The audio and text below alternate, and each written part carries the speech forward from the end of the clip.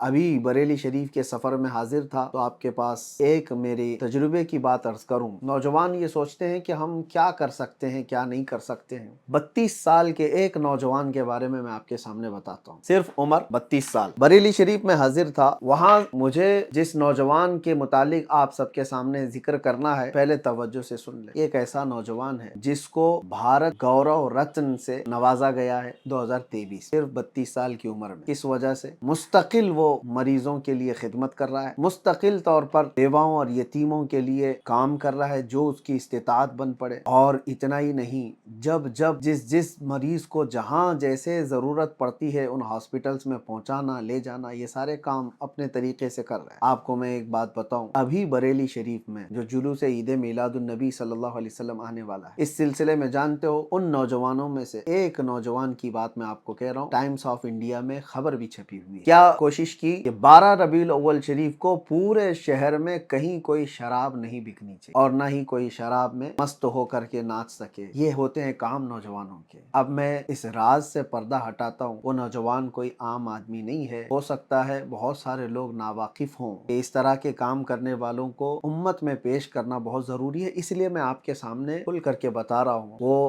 عزیز القدر محب گرامی جناب فرمان حسن خان، جو قائد ملت حضور سیدی اسجد میاں صاحب قبلہ کے داماد، 32 سال کی عمر میں آپ کو حیرت ہوگی کہ گورنمنٹ آف انڈیا سے کارپوریٹ افیئر منسٹری نے ایوارڈ سے نوازا۔ صرف یہ ایوارڈ ہو سکتا ہے دنیاوی اعتبار سے لوگ یہ سمجھ رہے ہوں بھارت گورو رتن ایک ایوارڈ ہے، لیکن مجھے حیرت اس وقت ہوئی کہ بہت سارے لوگوں کو ایوارڈ تو دیا جاتا ہے، بہت سارے لوگ ایوارڈ لیتے رہتے ہیں، لیکن آپ کو پتا ہے کہ 2025 کے U P S C board کے ایگزام میں، U P S C board آپ جانتے ہیں پورے انڈیا کا یہ سب سے بڑا امتحان ایگزام ہے جس سے بڑے بڑے آفیسر بنتے ہیں۔ U P S C board کے ایگزام میں سوال پوچھا گیا ہے کہ وہ کون ہے جس کو 2023 میں بھارت گورو رتن ایوارڈ سے نوازا گیا ہے۔ وہ کوشچن پیپر بھی موجود ہے، کوشچن پیپر میں، اور آنسر میں یہی کہا گیا ہے کہ فرمان حسن خان۔ یہ بڑی خوشی کی بات ہے، میرے لیے بھی بڑی خوشی کی بات ہے۔ بہت سارے لوگ یہ تان و تشنیع کرتے رہتے ہیں کہ سنی کیا کر رہے ہیں، سنی یہ کر رہے ہیں۔ یہ اور بات ہے کہ وہ نام و نمود کے لیے باہر نہیں آتے یا پھر اپنا پرچار نہیں کرتے، لیکن میں سمجھتا ہوں کہ ان نوجوانوں کا